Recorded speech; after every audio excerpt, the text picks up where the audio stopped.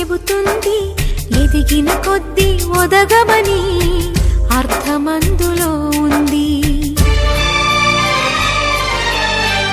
అపజయాలు కలిగిన చోటే గెలుపు పిలుపు వినిపిస్తుంది, ఆకులన్నీ రాలిన చోటే కొత్త చిగురు కనిపిస్తుంది.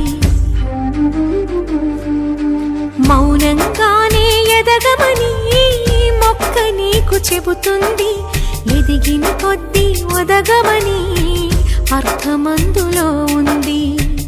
అపజయాలు కలిగిన చోటే గెలుపు పిలుపు వినిపిస్తుంది, ఆకులన్నీ రాలిన చోటే కొత్త చిగురు కనిపిస్తుంది.